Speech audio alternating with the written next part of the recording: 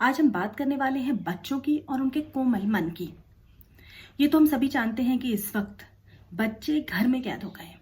School बंद हैं, park में नहीं जा सकते, दोस्तों से नहीं मिल सकते, कहीं घूमना फिरना नहीं है, मॉल्स, शॉपिंग कुछ भी नहीं कर पा रहे हैं बच्चे। ऐसे में क्या कर रहे हैं? टीवी देख रहे हैं, टीवी पर गेम्स खेल रहे हैं, फोन पर लगे हुए हैं, थोड़ा बहुत इंडोर गेम्स खेलते हैं, लेकिन जो फिजिकल एक्टिविटी चाहिए इन बच्चों को, जो कि इनकी एक्चुअली एनर्जी लेवल इतना ज़्यादा होता है कि उस फिजिकल एक्टिविटी की बहुत ज़रूरत होती है इन्हें, वो इन्हें नहीं मिल रही है। साथ में हम जब भी टीवी चलाएं, कोरोना वायरस से जुड़ी खबरें ही सुन रहे हैं। कितने लोग मर गए, कितने संक्रमित हैं, इन सबको सुन के बच्चों के मन में बहुत सारे सवाल आते हैं और हम उनका जवाब उस तरीके से नहीं दे पाते। हम उन्हें कैसे समझाएं कि असल में हो क्या रहा है। हमारे लिए भी ये लॉकडाउन का अनुभव पहली बार है, तो हम इसको कैसे बैलेंस करें, कैसे बच्चों को इस वक्त समझाएं, उन्हें संभालें, उनके कोमल मन में जो चल रहा है उसको कैसे हैंडल करें, ये समझने की ज़रूरत है। और आज मैंने इसीलिए कोशिश की है बात करने की डॉक्टर आलोक अग्रवाल से। आप पेडिट्रिशियन हैं लाल बहादुर शास्त्री हॉस्पिटल में और बच्चों के मन को बहुत अच्छे से समझते हैं। आइए उनसे बात करते हैं।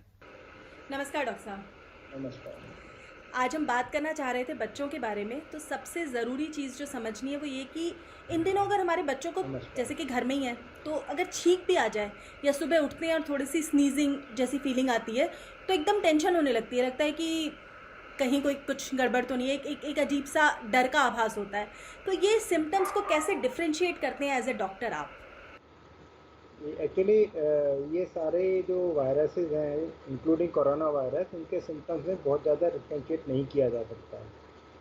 अभी हम लोगों को एक ही क्राइटेरिया हम लोग ले रहे हैं कि किसी का या तो कांटेक्ट की हिस्ट्री हो उस बच्चे की या किसी भी आदमी की, अगर किसी और कोरोना वायरस पेशेंट से कांटेक्ट की हिस्ट्री हो तब हम इस चीज़ को सीरियसली मानते हैं, या कोई फॉरेन ट्रैवल की हिस्ट्री हो। As of now community transmission नहीं है, तो इसलिए जिसका कांटेक्ट नहीं है उसको अनलाइकली है कि कोरोना वायरस सिम्टम होंगे।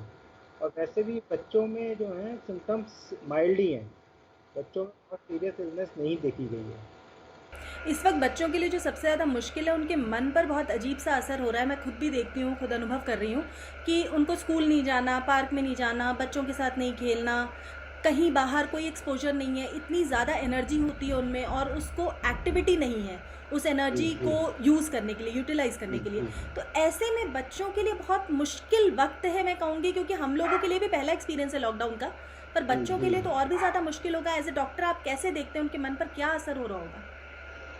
जी, ये बहुत अच्छा सवाल है। एक्चुअली ये हम लोगों के लिए भी बहुत पहला एक्सपीरियंस है इस तरीके का, क्योंकि ये लॉकडाउन का तो हम लोगों का भी एक्सपीरियंस नहीं है।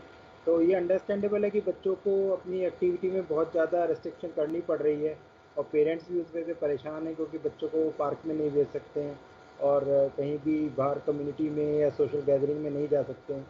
लेकिन ये है कि ये समय ऐसा भी है कि जिसमें आप फैमिली बॉन्ड्स को ज़्यादा स्ट्रॉन्ग कर सकते हैं।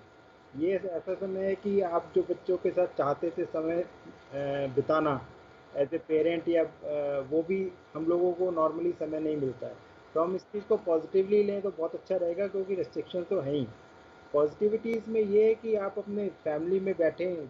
जब कभी बच्चे हमेशा टीवी में ही लगे रहते थे या आईपैड वगैरह ज़्यादा इस्तेमाल करते थे, अब समय है कि आप उनको साथ में कहानियाँ भी सुना सकते हैं, ग्रैंड पेरेंट्स के साथ भी बच्चे बैठ सकते हैं और फैमिली टाइम ज़्यादा अच्छा स्पेंड कर सकते पर सर उल्टा हो रहा है, क्योंकि बच्चे इन दिनों ज़्यादा टाइम टीवी देख रहे हैं, ज़्यादा टाइम गेम खेल रहे हैं। उनको जब भी बोलो कि आप कुछ इस तरह का कि आप टीवी मत देखो, आओ दादी के साथ बैठते हैं या मेरे पास आओ हम गेम खेलते हैं, तो उनकी पहली प्रेफरेंस, जो पहली चॉइस होती है वो बच्चों की, वो होती है कि हम गेम्स खेल लें, हम टीवी देख लें, कार्टून देख लें। स्क्रीन टाइम बहुत ज़्यादा बढ़ गया है बच्चों का। तो इसे हैं। हाँ, कैसे हैंडल करें या इन बच्चों को कैसे समझाया जाए कि भाई ये ज़्यादा अच्छा है आपके लिए? उस तरफ डाइवर्ट करना बहुत मुश्किल हो रहा है, देखा जाए तो।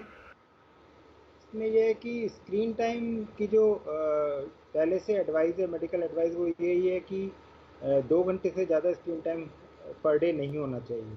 तो वो जो एडवाइस है वो अभी भी सेम है। इसके अलावा हाँ, ये कि स्कूल का भी कई स्कूल्स ने अलाउ किया है कि भाई हम ऑनलाइन आपको असाइनमेंट देंगे या ऑनलाइन ट्यूटोरियल्स होंगे। वो एक एडिशनल टाइम हो सकता है, क्योंकि वो आपको बच्चे को देना ही पड़ेगा। उसके अलावा जो उनका एन्जॉयमेंट का टाइम है, स्क्रीन टाइम, उसमें वो 2 घंटे आपको अलाउ करना चाहिए। लेकिन उसके अलावा उनको रेस्ट्रिक्ट थोड़ा करना ही पड़ेगा, अदरवाइज़ वो बाद में जब ये रेस्ट्रिक्शन खुल जाएँगी, तब प्रॉब्लम आने वाली है कि वो सारे टाइम फिर भी टीवी में ही लगे रहेंगे या सारे टाइम आईपॉड में ही लगे रहेंगे, आईपैड में। तो बेटर ये है कि अभी से हम उनको बताएँ कि भई ये आपकी आँख के लिए अच्छा नहीं है या आपके ज़्यादा विजुअल देखने से आपके मेंटल स्टेटस के लिए भी अच्छा नहीं है। तो वो एक रेस्ट्रिक्शन अभी लेवल भी आ करनी गया है चाहिए। सर, ऐसा देखिए काफ़ी टाइम हो गया इस तरह से घर में रहते हुए बच्चों को कि अब रोक टोक से इरिटेट हो रहे हैं कि आप पूरे दिन मना ही करते रहते हो, हर चीज़ के लिए टोकते ही रहते हो। तो ये जो इरिटेशन लेवल है, इससे डर लगता है कि बच्चा कहीं मतलब बिल्कुल अभी तक बच्चा आपका अच्छा बच्चा था, अब अचानक से हुँ। लग रहा है कि वो गंदा बच्चा बनता जा हुँ। रहा है, आपको जवाब दे रहा है उल्टे या जी, परेशान कर रहा है आपको, वो वाला इशू भी आ जी। रहा है सर। जी, उसके लिए बेस्ट ये रहेगा कि हम उनको कॉन्फिडेंस में लें। उनको भी बताएँ कि भई ये समस्या है, इस वजह से आपको नहीं अलाउ किया जा रहा है बाहर या आपको रेस्ट्रिक्ट किया जा रहा है। तो ये जब तक हम उन्हें बताएँगे ही नहीं, केवल हमें ऑर्डर देंगे, तब तक उनको समझ नहीं आएगा। एक बार अगर हम उन्हें बताएँगे कि भई ये प्रॉब्लम है, ऐसा वायरस है जो कि फैलता है बाहर जाने से, एक-दूसरे के कॉन्टैक्ट से फैलता है, चीज़ों को टच करने से फैलता है। तब अगर हम उन्हें उसका मोड ऑफ ट्रांसमिशन बताएँगे तो शायद वो ज़्यादा अच्छी कंडीशन में होंगे, हाँ, एक्चुअली हमारी ये सोच एडवाइस को के कि समझने छोटा में। बच्चा है उसको कुछ नहीं बताना चाहिए या उसको नहीं ये सारी चीज़ें जाननी चाहिए, हम उन्हें ये चीज़ें नहीं बता रहे हैं, तो ये गलत है। हमें उन्हें बताना चाहिए हुँ, कि क्या स्थिति है और ऐसा हुँ, हो रहा है तो क्यों हो रहा है, कैसे हो रहा है। जैसे अभी मैं देख रही थी कि आसमान बिल साफ़ हो गया है, नीला आसमान दिख रहा है, आसमान में तारे दिख रहे हैं, अपने बच्चे को दिखाने की कोशिश की। तो जी, अब उसका सवाल ये है कि जी, आसमान में तारे दिख रहे हैं, सब कुछ साफ हो गया है, तो अब तो माहौल अच्छा हो गया है, एटमॉस्फेयर तो बहुत अच्छा है, अब तो हम बाहर खेलने जा सकते हैं। अब उसकी फिर ज़िद है कि बाहर जी। खेलने जाए। तो पॉजिटिव चीज़ें भी बताने से नेगेटिव इम्पैक्ट आ रहा है। हाँ, उसमें यही है कि जहाँ पे आप अपने अगर रूफ टॉप पे जा सकते हैं या बालकनी में जा सकते हैं, उतना एरिया तो अलाउड है, तो वहाँ पे तो आप जा ही सकते हैं, तो वहाँ से वो अपने फ्रेश एयर वगैरह लेकिन हाँ, इस चीज़ का फ़ायदा आगे होने वाला है जब हमें फ्रेश एयर मिलेगी, तो आगे कभी तो लॉकडाउन खुलेगा ही, तो उस समय हम लोगों को इसका फ़ायदा होने वाला है, बच्चों को कम पॉल्यूशन में रहना पड़ेगा, एटलीस्ट फॉर सम टाइम, जब तक कि व्हीकल लोड नहीं बढ़ता है। बच्चों के लिए उस वक़्त मतलब ये जो ट्रांज़िशन हाँ, फ़ेज़ होगा कि पहले हाँ, आपको एक स्वस्थ माहौल हाँ, मिल रहा है, अभी जैसे ही हाँ, लॉकडाउन खुलता है, चीज़ें थोड़ी ठीक होती हैं और थोड़े समय में, तो एक स्वस्थ माहौल मिलेगा, बच्चे उसमें बाहर निकलेंगे। फिर अचानक से वो माहौल कंपनसेट धीरे-धीरे जी, डेटेरियोरेट होगा। फिर जी। इसका कैसा प्रभाव आप देखते हैं बच्चों के हेल्थ पर? बच्चे तो एक्चुअली जैसे जिस पॉल्यूशन एरिया में जहाँ रह रहे हैं वहाँ ऑलरेडी अकस्टम हो ही गए हैं उस चीज़ के। तो जितना भी फ्रेश एयर मिलेगी वो अच्छा ही रहेगा उनके लिए। बाकी तो ये है कि जो हमारा पॉल्यूशन कम करने का जो सारे सिस्टम चल रहे हैं, वो कामयाब होने चाहिए और उन्हीं को ही देखना चाहिए कि पॉल्यूशन कैसे कम किया जा सकता है, आगे भी। जी। कुछ कोपिंग स्ट्रैटेजीज़ मैं कहूँगी इसको, अगर आप 3-4 पॉइंटर्स में हमारे दर्शकों के लिए बता सकें कि how to cope with this situation with the children of सबसे कोर्स। पहला तो ये है कि बच्चों को भी आपको जानकारी देनी चाहिए कि ये बीमारी कैसे फैलती है, क्या वायरस है, क्योंकि कई अगर वो किसी और से सुनेंगे तो हो सकता है उनको सही इन्फॉर्मेशन ना मिले या डिस्टॉर्टेड इन्फॉर्मेशन मिले। अगर वो अपने पेरेंट्स से इन्फॉर्मेशन समझेंगे, सुनेंगे, तो बहुत अच्छा है। जी, दूसरा ये कि इसको रोकने के जो तरीके हैं, अगर वो आप उन्हें बताएँगे तो उससे उनमें एनकरेजमेंट भी मिलेगा, तो उन्हें समझ आएगा कि हमारे पेरेंट्स क्यों मना कर रहे हैं। क्योंकि ये बीमारी जो है एक तो फैलती है आपस में एक-दूसरे के नज़दीक आने से, क्योंकि खाँसी, जुकाम, ड्रॉपलेट इन्फेक्शन से फैलती है, तो इसीलिए हम लोग ये कह रहे हैं कि एक-दूसरे से डिस्टेंस बनाए रखें, कम से कम 2 मीटर का। दूसरा ये कि ये वायरस जब कोई खाँसता है, तो आपके हाथ पे आ सकता है या शरीर पे आ सकता है, तो इसीलिए बताया जाता है कि आपको हाथ बार-बार धोने हैं। तो हर एटलीस्ट 2 घंटे में या 3 घंटे में हाथ धोने चाहिए। स्पेशली जैसे खाना खा रहे हैं आप, उसके बाद या उससे पहले भी हाथ धोने चाहिए। और फिर इसमें एक प्रिवेंशन ये है कि हाथ जो है अपने फेस पर कम से कम लगाएं। ये बच्चों को भी बताना है, तो एक बार आप बच्चों को जानकारी पूरी देंगे तो बच्चे ज़्यादा इस चीज़ को कोप अप कर पाएंगे। और उनको ये भी पॉजिटिव साइड भी बतानी है कि भाई इसके बाद हमारे पास इतनी चीज़ें और होंगी। एक तो हमारे पास फैमिली टाइम ज़्यादा मिल रहा है, हम लोग बच्चों को स्टोरी सुना सकते हैं जो कि हम तरसते हैं इन चीज़ों के लिए। इससे हमारे पास टाइम है तो हम उस चीज़ को परेशान हो रहे हैं, लेकिन हम इसको पॉजिटिवली लेके उसको सॉर्ट आउट करना चाहिए। और एक बार ये बीमारी ठीक हो जाएगी तो I think will be in better world.